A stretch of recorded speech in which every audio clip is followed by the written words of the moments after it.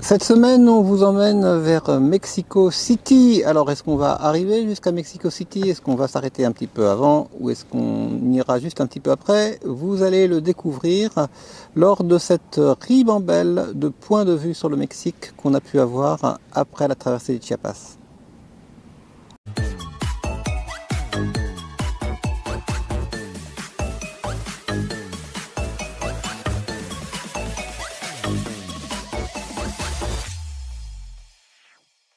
Bonjour. Bonjour.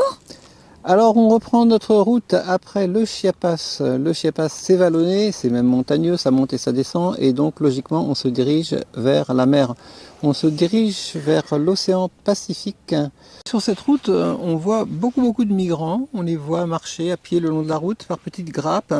C'est assez inégal, parfois il n'y en a pas du tout pendant plusieurs kilomètres. Parfois on les voit en convois beaucoup plus constitués. Régulièrement, il y a aussi des zones qui permettent de les nourrir un peu, de les abriter, des secours qui sont non loin des postes de contrôle des frontières régionales. Donc c'est comme si c'était une sorte de fatalité acceptée. Alors, Il y a- contrairement aux migrants qui venaient du Venezuela, ceux-là viennent essentiellement d'Haïti. Alors ce qu'on a vu là à la sortie du Chiapas venait plutôt de Haïti par le Yucatan. C'est la route Haïti-Yucatan puis la remontée vers l'Amérique du Nord. On nous a dit plus loin qu'en fait il y avait un gros mélange de nationalités. En tout cas ça semble être donc une fatalité acceptée. Il y a un certain encadrement, un certain laisser-faire. C'est une réalité qui saute aux yeux parce qu'on la voit en fait le long des routes bon ça mérite d'être mentionné parce que c'est une des réalités du voyage. On ne s'est pas vraiment intéressé de plus près à la situation, on a juste dépassé les migrants comme ça. Et après une jolie route, on se retrouve sur une plage qui s'appelle La Playa Brasil. la Playa Brasil. Pas grand monde sur la Playa Brasil, elle est plutôt, elle est plutôt déserte. On voit quelques belles maisons qui se construisent là, mais Et qu'on peut louer après, et qui sont très chères d'ailleurs. On a demandé parce qu'il y en a avec des piscines et le non. monsieur nous a dit qu'on pouvait y aller pour l'après-midi, mais ça coûtait vraiment très cher. On est sans doute hors saison, donc il n'y a pas grand monde. Il y a quelques personnes qui s'occupent de la maintenance, de la construction. Et puis c'est tout, il y a une chaleur écrasante. Donc on fait là une petite pause, un petit peu de drone, et on s'en va presque aussitôt un petit peu plus loin. Un petit peu plus loin, ça va être San Agustín. la Bahia San Agustín, qui elle est assez réputée, et à juste titre. C'est une très jolie baie.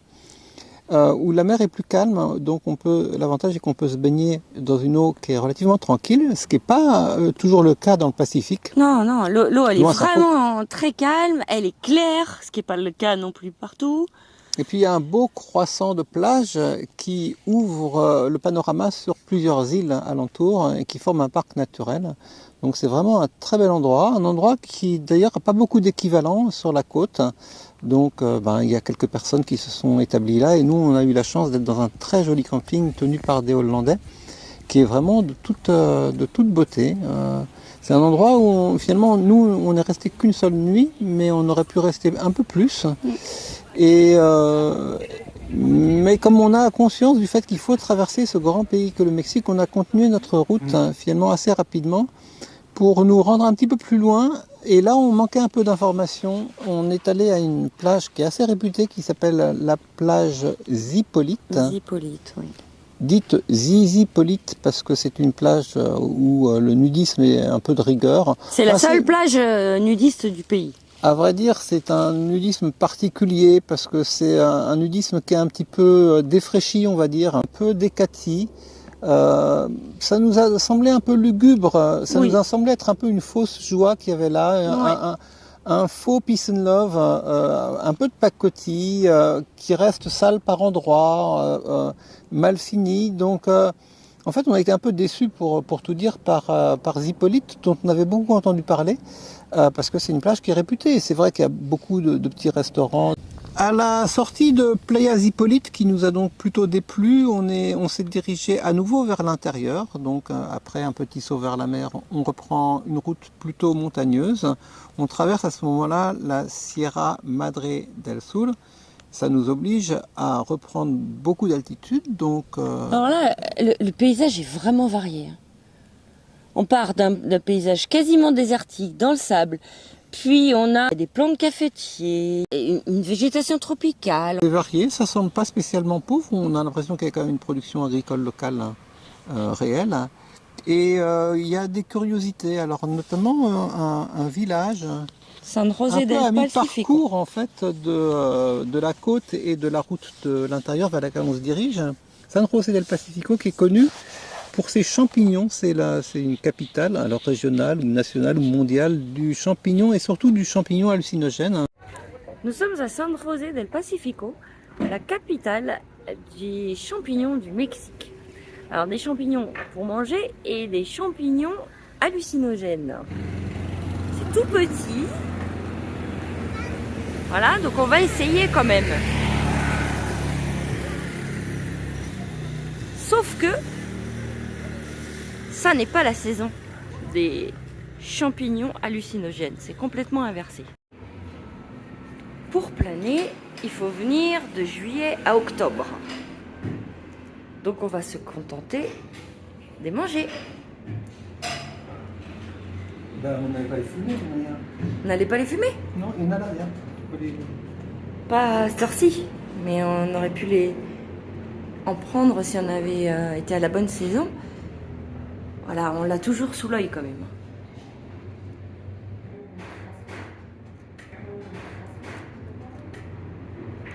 Champignons. Champignons. Attends, j'ai complètement fou. Voilà. Bah, ça fait vite, hein, ça. Alors, il n'y en a plus beaucoup des champignons hallucinogènes. En fait, il y avait une femme qui s'appelait Maria Sabina, qui était un chaman, guérisseuse donc. Et dans les années 1950, il y a un Américain, un herboriste américain, qui est venu au Mexique. Et c'est l'un des premiers étrangers à avoir été accepté à assister à ces cérémonies. Et donc, ils lui ont fait manger des champignons hallucinogènes. Et le lendemain, parce que l'effet dure assez longtemps, il était guéri de tous ses maux. Donc, il est rentré aux États-Unis et il en a parlé. Et ce petit village qui était jusqu'à présent complètement inconnu a été mis sous les feux des projecteurs, littéralement, puisque il y a des tas de gens qui sont venus. Il y a John Lennon, il y a Aldous Huxley, il y a enfin des tas de gens qui sont venus essayer ces produits, ces substances. Et du coup, depuis, il est, alors pas envahi, mais on voit qu'il y a quand même beaucoup de hippies, puisque c'est sur la route qui se dirige vers Hippolyte, qui est une plage hippie. C'est pas un mouvement hippie qui a l'air très dynamique ou très heureux ou plein de joie de vivre ou de jeunesse comme il y a pu y avoir par le passé.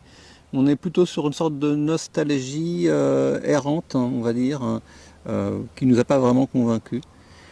Et de là, on a repris la route pour aller... Mais oui, et sur cette route, il y a des curiosités. Oui. Des Ah, les Alobrires, on va mettre en incrustation le nom exact. Alors ça, c'est une autre histoire. Je crois que c'est un peu plus vieux, mais alors à peu près pareil. Où là, alors c'est un type qui a été très malade. Alors comme c'est quand même pas loin de San José del Pacifico, à mon avis, il a pris des champignons. Il était dans un état semi-comateux et il a rêvé à des créatures vraiment bizarres. Et donc le lendemain matin, il était à moitié guéri et il s'est mis à sculpter ces petites sculptures qu'on voit absolument partout, y compris dans la ville de Oaxaca, un peu plus tard. Bon, c'est devenu une curiosité touristique. Alors ce qui est marrant, c'est que ça ressemble un petit peu à l'Heroic Fantasy. Donc il y a un côté moderne en fait de ce qui est un cauchemar ou un rêve un petit peu ancien. C'est surtout très coloré, c'est plein de fantaisie. Et voilà, c'est un peu surexploité touristiquement sans doute. Nous on cherche à rejoindre en gros Mexico. Et Mexico on ne peut pas l'atteindre directement, donc on cherche à rejoindre l'axe central qui traverse le pays en gros nord-sud pour aller à Mexico. Et on va atteindre cet axe une cinquantaine de kilomètres au sud de Mexico. Et c'est un endroit qui s'appelle Oaxaca. Alors, Oaxaca, en fait, on ne l'a pas atteint tout de suite. On a fait un tout petit détour par une curiosité complètement inattendue pour nous, qui est un arbre. On ne savait pas que le Mexique abritait cet arbre qui est réputé le plus gros du monde par son diamètre. On n'a pas vérifié. Il y a sans doute différents arbres en compétition pour le diamètre à 2 mètres de hauteur, à 10 mètres de hauteur au niveau des racines, selon qu'on fait le tour complet du tronc ou qu'en gros on passe juste une ficelle pour avoir les angles. Mais celui-ci est quand même très impressionnant. On s'est dit, gros truc à touriste. Il est majestueux et il est bien mis en valeur dans un petit parc qui est devant une petite église. Au milieu d'une ville, c'est ça qui est assez curieux, c'est que le plus gros arbre du monde, on pourrait l'imaginer en pleine nature, mais non, il est dans une petite ville, mais qui s'appelle Toulé. Toulé. C'est l'arbre de Toulé. Et donc on est allé le voir le soir puis le lendemain matin, et on était bien content de voir ce gros arbre. Et cette petite église a une particularité, c'est que ces cloches sont sonnées. Elles sont sonnées à la main. À la main, par un sonneur de voilà. Regardez ça, Christian, ce qu'il nous fait pour ce soir. Ce matin, il est allé à la pêche. Il nous fait un petit carpaccio. De thon. De thon.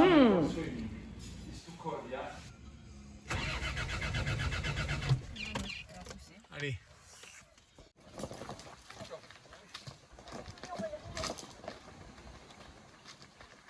Ensuite, on s'est dirigé vers Oaxaca.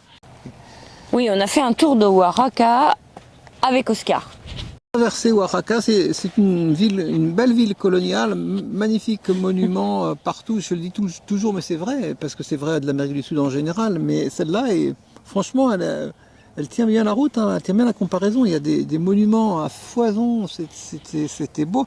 Alors par contre, c'est très très animé aussi. Il y a une vie touristique et une vie locale. Donc c'est une grande ville coloniale.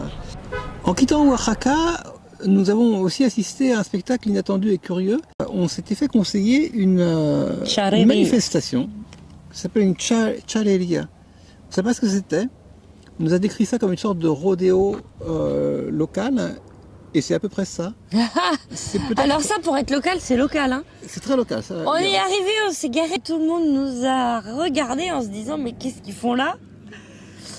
Et bah c'était super sympa. Et à la fois très heureux, les gens étaient très heureux de partager ça avec des étrangers. Il ne doit pas y en avoir souvent qui viennent. Et donc c'est effectivement une sorte de rodéo. Je dirais que c'est sans doute moins violent que le rodéo, quoique le spectacle reprenne des éléments du rodéo, notamment la monte à crue de chevaux sauvages ou qui ont l'apparence de chevaux sauvages et qui vont être donc dominés par l'homme qui va, à partir de sa position au sol, essayer de grimper dessus par exemple, ou essayer à partir d'un autre cheval de sauter sur le cheval sauvage. Et puis, le gros du spectacle, c'est quand même le lasso, la manipulation du lasso. Oui, parce que celui qui doit attraper le cheval, en même temps, il joue du lasso. Alors, il y a celui qui cherche à monter sur le cheval sans lasso aussi. Ouais, mais la plupart du temps... Dans 90% des cas, c'est un travail au lasso. C'est hyper impressionnant, c'est-à-dire qu'il manie son lasso, il fait des tas de figures, et en même temps, on voit ses yeux qui suivent la course du cheval, et à tout moment, enfin quand il sent le moment opportun, paf, avec son lasso, il attrape la patte du cheval. Donc il peut y avoir un attrapé de cheval au lasso à partir du sol ou à partir d'un autre cheval. C'est à peu près c'est les deux figures principales qu'on a pu voir. Les gens qui participent sont d'un milieu quand même assez aisé. On voit bien que c'est pas les petits Mexicains qui fréquentent cet endroit. On était entouré que de familles bien habillées, des producteurs de mezcal. On pourrait faire un parallèle peut-être avec le polo par exemple, Oui, ou la tout à course fait. hippique en France. Tout à fait. Donc c'est aussi un signe de distinction sociale, Ouais. mais ça reste vraiment bon enfant au niveau de l'ambiance, même si c'est pas populaire au sens de la classe sociale, c'est populaire au sens du folklore. On était bien content de Ouais. voir ce spectacle inattendu. Après quoi, on s'est dirigé effectivement vers une autre curiosité. Après le plus gros arbre du monde, on a vu le plus gros monument du monde. Alors là, c'est pareil, on n'aurait pas cru. On n'a même pas tellement réfléchi à la question, mais si on avait dû dire intuitivement quel était le plus gros monument du monde, le plus haut, on sait bien que c'est la tour de Dubaï, mais le plus gros, le plus massif, au sens celui qui a nécessité le plus de matériaux, on n'aurait pas forcément su dire, mais on aurait pensé sans doute à la pyramide de Gizeh. Et en fait, non, c'est une pyramide qui est enfouie. Alors là aussi, tout dépend si on compte un monument unique ou un ensemble de monuments, parce que l'ensemble de la masse de matériaux charriés, par exemple à Tikal ou à Chichén Itzá, peut-être plus considérable. Mais là, on a une pyramide qui est enfouie, en fait, qui a été recouverte de végétation et de terre. Et c'est la pyramide de Cholula. Et elle a pour curiosité, alors elle a un nom imprononçable dans sa version locale. C'est quoi? C'est Tlachiva. On va le mettre en incrustation. Mais on dit Cholula pour aller plus vite. Et elle a pour caractéristique d'être recouverte en quasi-totalité donc par une végétation et tout ce qu'a pu se construire dessus. Par exemple, il y a un petit sentier qui permet de monter tout en haut. Et au sommet, il y a un édifice religieux catholique qui a été construit.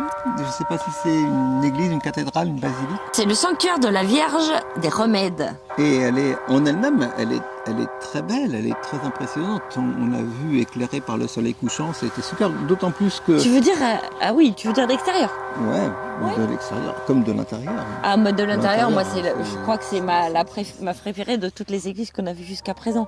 C'est démentiel parce que c'est raffiné, c'est pas chargé, c'est pas baroque au sens, c'est pas rococo, c'est pas trop chargé, c'est délicat, il y a des dorures, il y a un niveau de détail exceptionnel.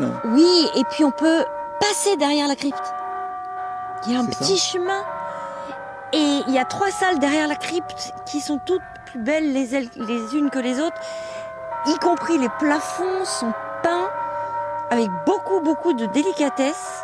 C'est vraiment fabuleux. Oui, parfois la finition laisse à désirer dans certains pays qui n'ont pas les moyens en fait. Mais là, il y a un niveau de détail et de finition qui sont considérables. Donc c'est très impressionnant par la majesté et puis la alors précision. quand on est sorti, il était 18h et donc toutes les heures, l'église sonne. Mais là, c'était un carillon, c'était l'Ave Maria, qui a carillonné pendant au moins 5 minutes. C'était magique. Et alors, quand on ajoute que cet édifice est construit au sommet de la plus grande pyramide du monde, oui. Et que on regarde la ville au soleil couchant et que au loin on voit le volcan Popocatépetl qui fume, on se dit qu'on est quand même face à un spectacle étonnant. Alors, cette pyramide, elle est construite dans le village de Cholula, qui jouxte la ville de Puebla. Et la ville de Puebla est elle-même aussi très belle. Oui.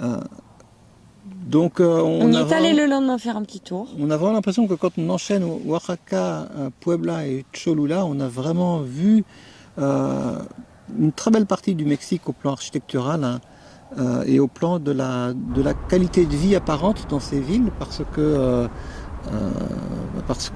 la beauté est présente à tous les coins de rue en fait. Et la beauté aussi, il faut bien le dire quand même, de l'architecture sacrée parce qu'il y a vraiment beaucoup d'églises. Alors quand nous étions à Puebla, on est tombé, mais vraiment par hasard, il y avait la maison de la culture et non, on voulait aller voir la bibliothèque et qui se trouve dans la maison de la culture et on entend de la musique et là. Mais cet orchestre, on n'en est pas très sûr.